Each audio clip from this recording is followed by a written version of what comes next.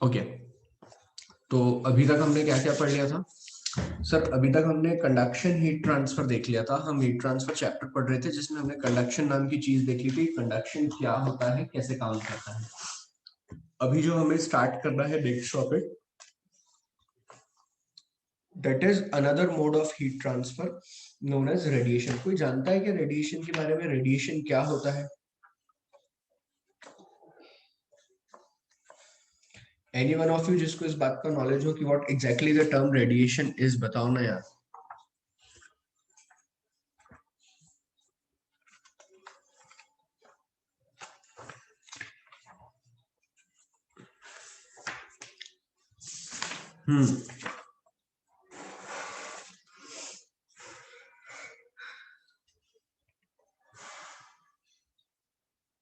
Waves सुना है ऐसा? चलिए देखिए, आप लोगों ने कभी बचपन में ऐसा पढ़ा होगा ना कि जहां पर इलेक्ट्रिक फील्ड होती है वहां पर मैग्नेटिक फील्ड डेवलप हो जाती है।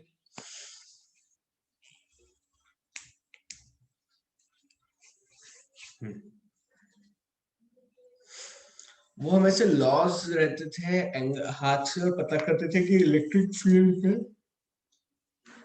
परपेंडिकुलर जो डेवलप हुआ है वो है मैग्नेटिक फील्ड। बोलो।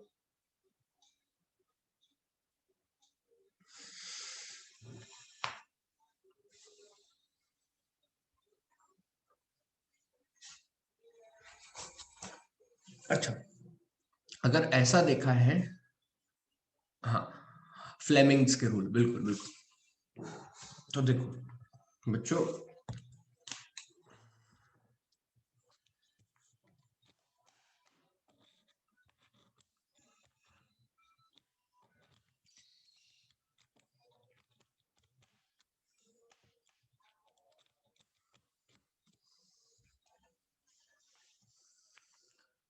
जैसे कि एक रीजन है,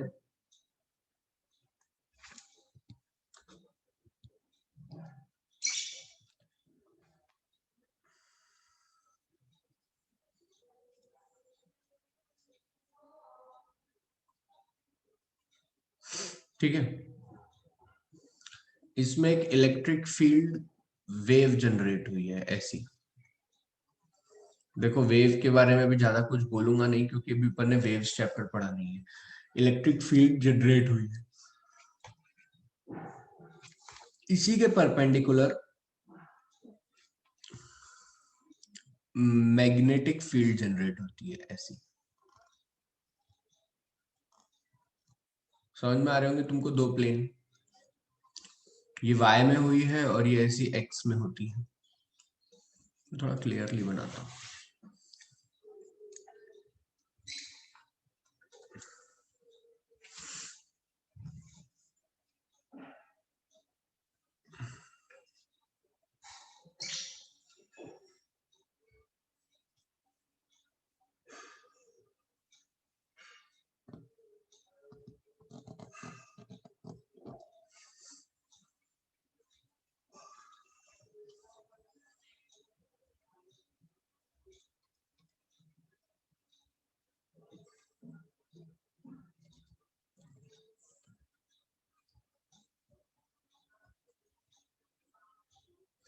क्या ऐसी दो वेव्स चलती हुई आ रही है, एक x डायरेक्शन में ब्लैक कलर से और एक y डायरेक्शन में रेड कलर से?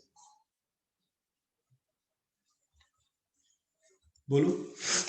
ये जो ट्रेवल ऑफ दीज वेव्स है ना, और ये दोनों वेव कंबाइनली ट्रेवल कर रही हैं इस डायरेक्शन में।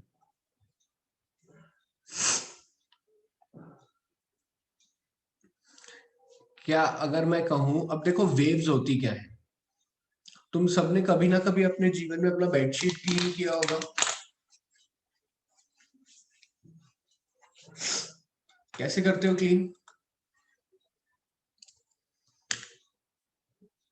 सर बेडशीट का एक एंड पकड़ते हैं, उसे ऊपर नीचे हिलाते हैं, तो आगे तक एनर्जी, तो आगे तक जितना भी कचरा होता है गिर जाता है ना? बेसिकली तुमने क्या किया है, तुमने कुछ ऐसा ऐसा काम रिपीट किया है बहुत बार। तो बेटा, क्या तुम चल कर गए थे क्या आगे? क्या तुम्हारा हाथ चल कर गया था क्या आगे? नहीं सर, बिल्कुल नहीं। लेकिन सर एनर्जी थी जो कि हमने यहां जनरेट करी थी, वो आगे चल के गई थी। तो transfer of energy from one place to another without motion of mass is known as waves. Clear हुई बात? वेव क्या होती है? एक जगह से दूसरी जगह ट्रांसफर ऑफ एनर्जी। वेव क्या होती है? Transfer of energy from one position to another position is known as.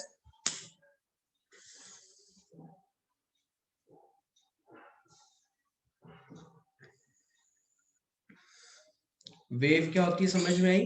तो अगर तुम देखो तो ब्लैक और रेड दोनों कलर की वेव्स कंबाइन होकर के चल रही हैं।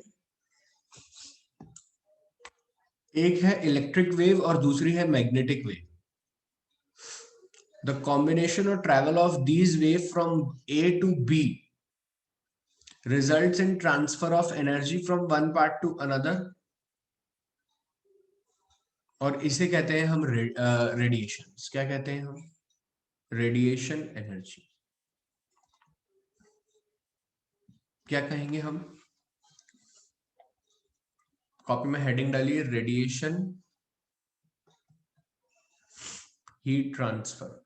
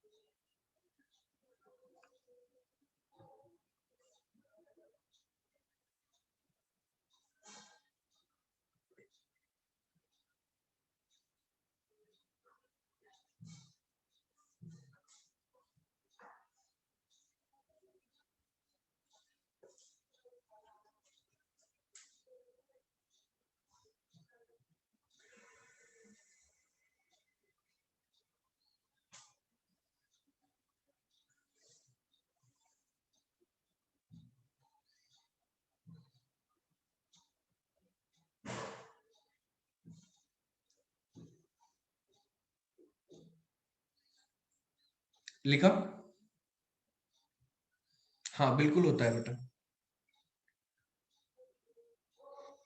देखिए, transfer of energy from one part या from one location to another location,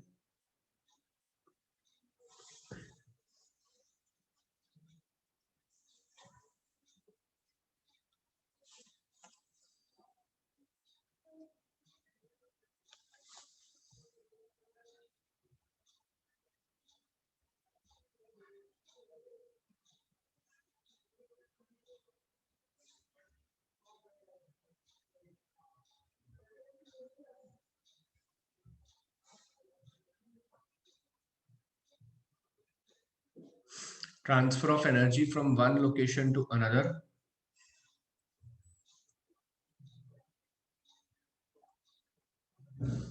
transfer of energy from one location to another by a virtue of electromagnetic heat transfer,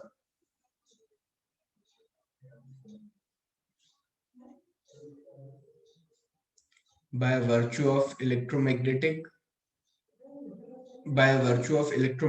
radiation। heat transfer मतलब by virtue of electromagnetic radiation is known as radiation heat transfer।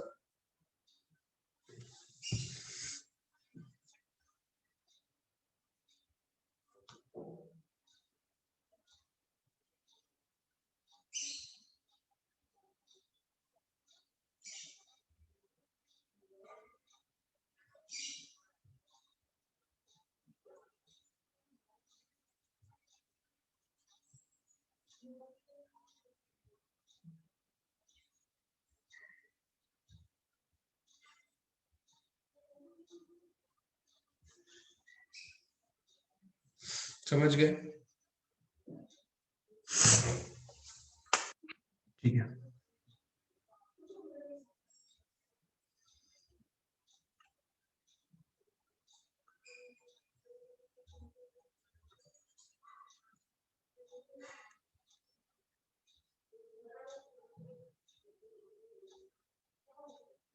लिखा है इतना?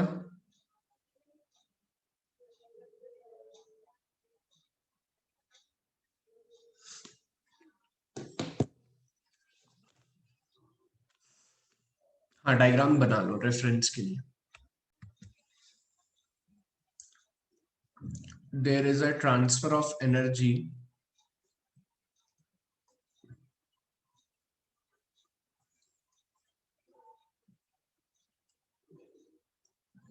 from one place to another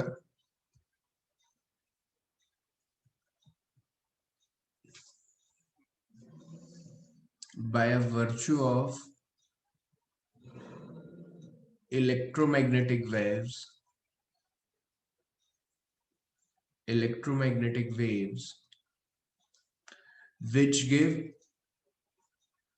which allow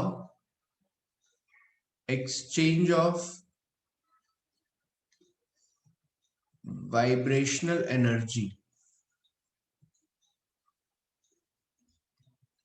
is known as thermal radiation या radiation heat transfer।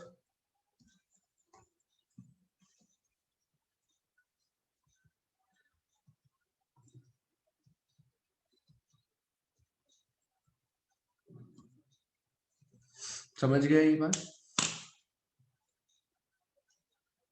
Radiation heat transfer क्या होता है? अगर जैसे कि पहले मोड ऑफ मीट देखो, पहले कंडक्शन में क्या होता था सर, मॉलिक्यूलर वाइब्रेशन होना जरूरी है, फिजिकल कांटेक्ट होना जरूरी है। वैसे ही अगर इलेक्ट्रोमैग्नेटिक रेडिएशन है, एक जगह पर जनरेट हुए हैं और दूसरी जगह तक ट्रेवल कर रहे हैं, और ट्रेवल करते टाइम वो हमें गर्म या ठंडा महसूस करा दे, तो उस टाइप की हीट ट्रांसफर को हम क्या कहेंगे? Radiation heat transfer. क्लियर हुई बात? इसका बेस्ट एग्जांपल बताऊं मैं, अगर आपने कभी कोई ओवन देखा हो, घर में ओवन, हमारे जो ओवन्स होते हैं, अगर आपने कोई ओवन देखे हो, तो ओवन के अगर आप यहाँ कहीं पास खड़े हो जाओ, जब ओवन ऑन हो जाए और उसके आधे एक घंटे बाद आप पास खड़े हो जाओ, तो आपकी उसकी गर्मी फील होती है ना, वार्मथ। बोलो। गर्मी के ठंड के दिनों में हम लोग ऐसा एक हीटर यूज करते हैं ना, तो वो हीटर क्या कर रहा है, वो हम क्या उस हीटर को जाकर के छू लेते हैं क्या गर्मी के दिनों, ठंड के दिनों में? बोलो। नहीं सर, हम दूर खड़े रहते हैं। दूर खड़े रहते हैं तो क्या एक जगह से दूसरी जगह तक बिना कोई मास के मूवमेंट के एनर्जी का फ्लो हो रहा है, तुम्हें गर्मी महसूस हो रही है, उस अवस्था को कहते हैं कि ये ऐसी अवस्था है जिसे रेडिएशन हीट ट्रांसफर कहा जाता है। क्लियर हुई बात हर किसी को? तो क्या रेडिएशन को ट्रैवल करने के लिए मीडियम की रिक्वायरमेंट है? नो। ये हीट का नहीं, रेडिएशन का फेनोमेना है। Note, radiation does not require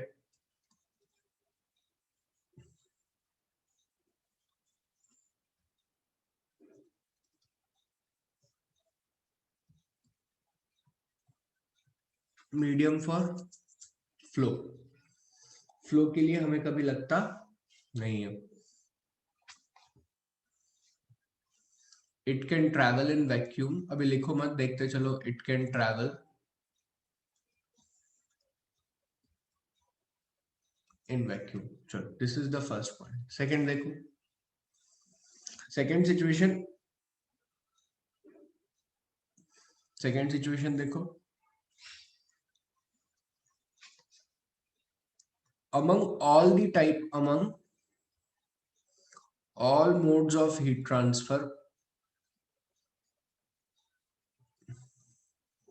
radiation heat transfer is the fastest one. Radiation heat transfer is fastest one.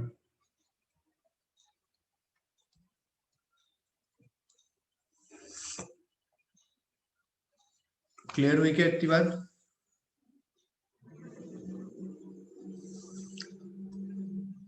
Radiation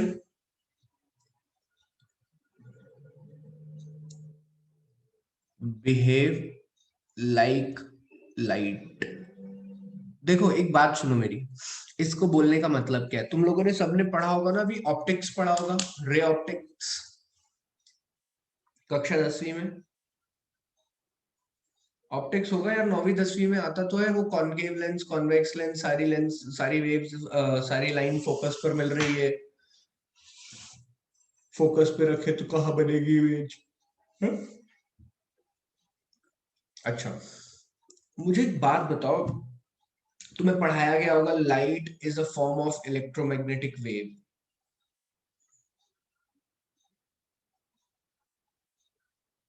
और इलेक्ट्रोमैग्नेटिक वेव को ही तो रेडिएशन कहते हैं, तो लाइट भी तो एक प्रकार का रेडिएशन हुई। मतलब सर, जैसे कि लाइट जैसे कि लाइट में रिफ्लेक्शन, रिफ्रैक्शन, और क्या क्या होता है, रिफ्लेक्शन, रिफ्रैक्शन, इंटरफेरेंस होता है, वो सारे फेनोमेना हमें यहाँ भी देखने को मिलेंगे रेडिएशन में।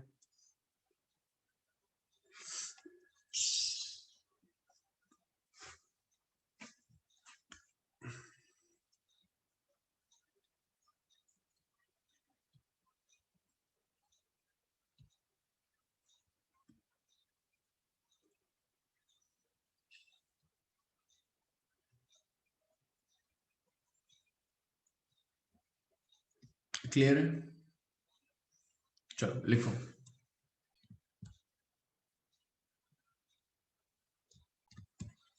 पहले मुझे बताओ ब्लैक बॉडी क्या होती है।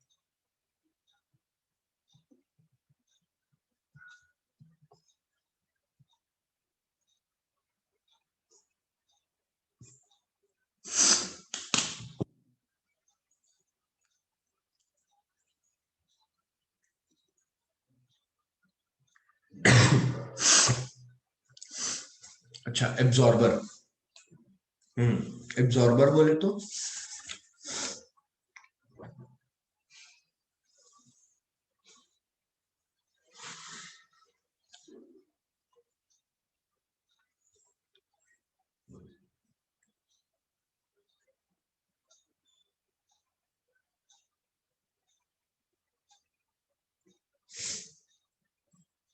चलिए देखिए, ब्लैक बॉडीज क्या होती है। पहली बात तो अपने दिमाग से बात हटा दो कि वो सिर्फ एब्जॉर्ब करती है, वो अच्छा इमिट भी करती है। एब्जॉर्ब का मतलब होता है कोई भी रेडिएशन अपने पास एब्जॉर्ब करके रख लेना, अपने पास स्टोर करके रख लेना। इमिट का मतलब होता है अपने अंदर से कोई भी रेडिएशन को निकालना। क्लियर? अब black body is the ideal body, मैं लिखता जा रहा हूं। अब black body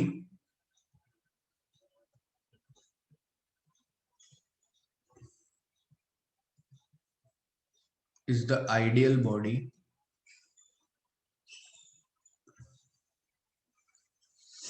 a black body is the ideal body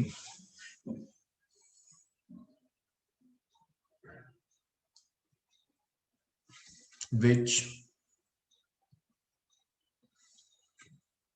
absorb maximum amount of radiation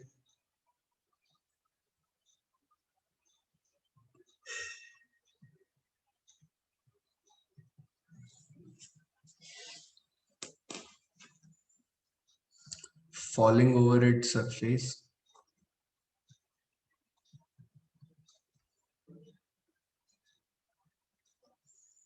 and emit maximum amount of radiation from its surface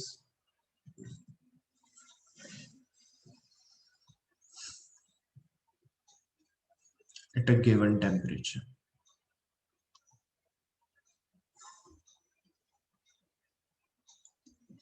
समझे इतनी बात हर कोई?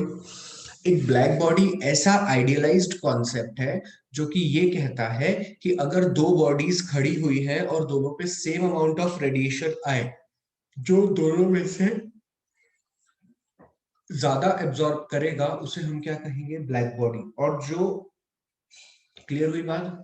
और साथ ही साथ अगर दो बॉडीज रखी हुई है, उन दोनों में से जो सबसे ज्यादा मैक्सिमम रेडिएशन इमिट कर रहा होगा एट अ गिवन टेम्परेचर, वो क्या कहलाएगा, ब्लैक बॉडी। क्लियर हुई बात। हर किसी को आज के बाद अगर कोई पूछता है ब्लैक बॉडी क्या है, तो क्या बोलोगे, maximum absorber. Black body is maximum absorber plus maximum emitter but not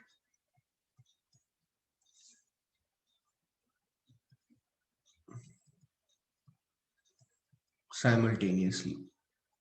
एक साथ दोनों काम नहीं करेगा, लेकिन जब भी करेगा मैक्सिमम करेगा। क्लियर हुई बात। बिल्कुल बोल सकते हैं अथर्व। क्या ब्लैक बॉडी का ब्लैक कलर होना ही जरूरी है?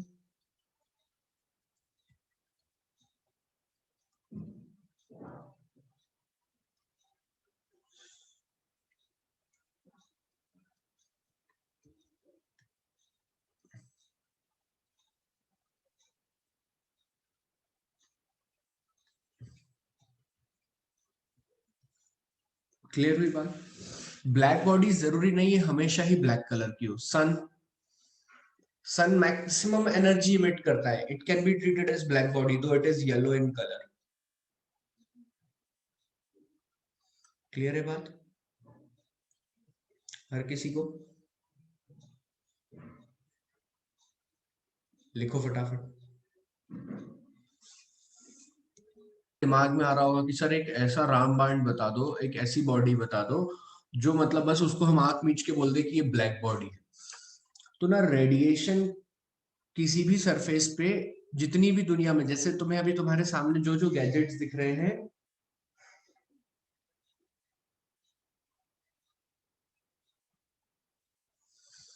जैसे तुम्हारे सामने जितने भी सरफेस दिख रहे हैं, इन सब सरफेस से कुछ ना कुछ रेडिएशन जनरेट होकर के मान लो इस पर आ रहे हैं। ठीक है। अब रेडिएशन डिफाइन किए जाते हैं उनकी वेवलेंथ से। वेवलेंथ क्या होता है? तो मैं ऐसा कहूंगा कि रेडिएशन डिफाइन किए जाते हैं उनकी वेवलेंथ से। अभी वेवलेंथ को बस नाम के टाइप भी याद रखो। ठीक है। तो ये जो सरफेस है ना, ये जो सरफेस मैंने बनाया है, अब ये सरफेस का नेचर होगा कि किस वेवलेंथ को ज्यादा पसंद करता है उसको ज्यादा एब्जॉर्ब करेगा, जिसको कम पसंद करता है उसको कम एब्जॉर्ब करेगा। तो इस वेवलेंथ के लिए, फॉर दिस पर्टिकुलर वेवलेंथ, ये सरफेस क्या बन गया, ब्लैक बॉडी। क्लियर हुई बात।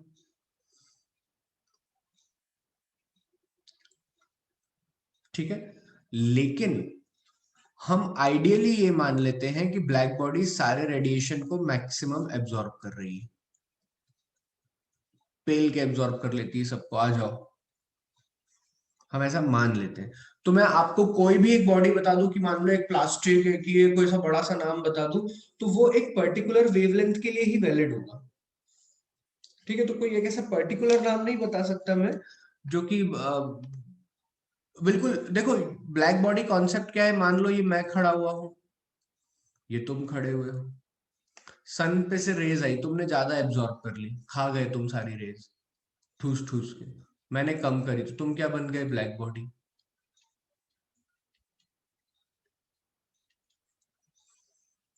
This is the definition. समझे?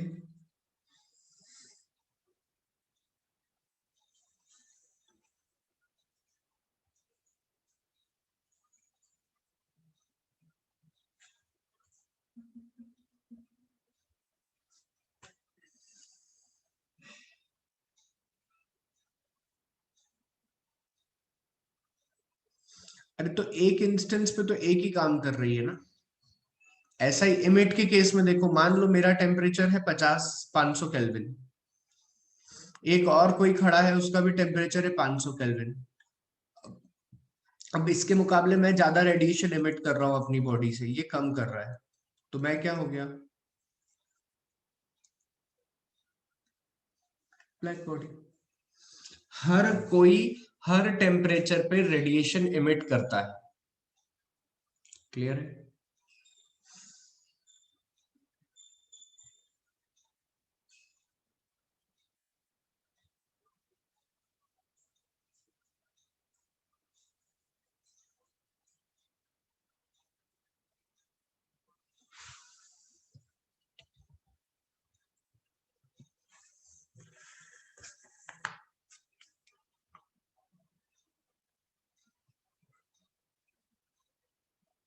ठीक है, इतना लिख लो। तो यहां तक कि हमें ब्लैक बॉडी की कहानी सर समझ में आ गई, ब्लैक बॉडी तक कोई दिक्कत नहीं है।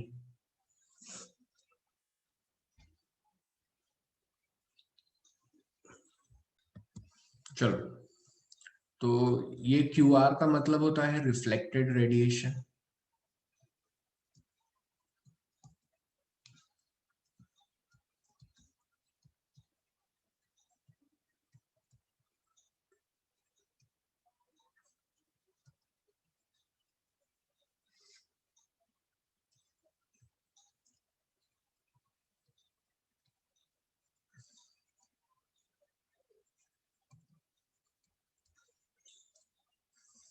ठीक है, अगर मैं इस पूरी क्या हुआ, एक सरफेस था, एक सरफेस पे क्यू अमाउंट ऑफ रेडिएशन आ रहे थे, जिसमें से कुछ एब्जॉर्ब हो गए, कुछ ट्रांसमिट हो गए और कुछ रिफ्लेक्ट हो गए।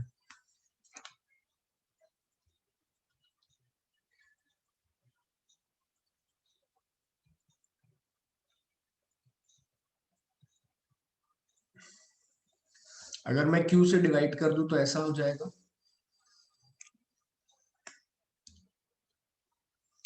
This ratio of heat transmitted to total heat is known as transmissivity। क्या कहलाता है? Transmissivity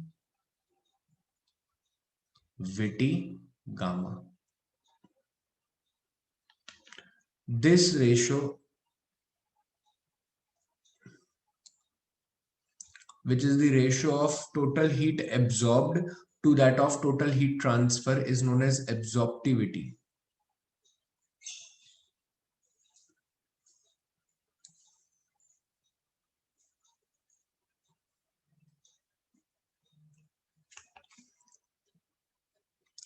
Ratio of reflected heat to that of total heat is known as reflectivity। Alpha, alpha तो एब्जॉर्प्टिविटी होता है, बीटा ले लो। चलो, क्या लिया है इसने, क्या लिया है? आर ले लो, अल्फा। तो क्या मैं ऐसा बोल सकता हूं, alpha plus gamma plus R equals to 1?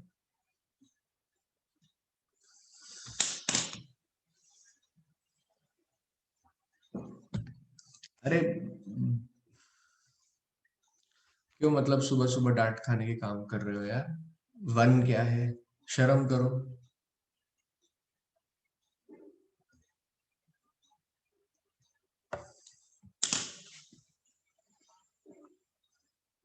समझ गए सभी लोग? लिखो फटाफट, हेडिंग डालो।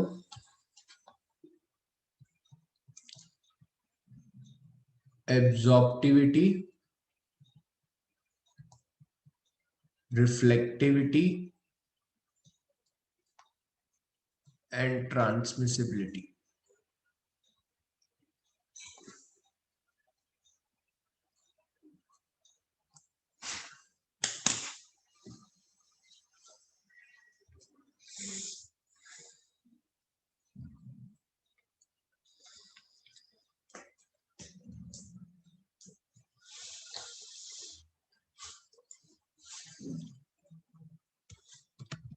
ठीक है, तो आज की क्लास यहीं तक रखेंगे, बाकी नेक्स्ट क्लास में कंटिन्यू करते हैं। Good day.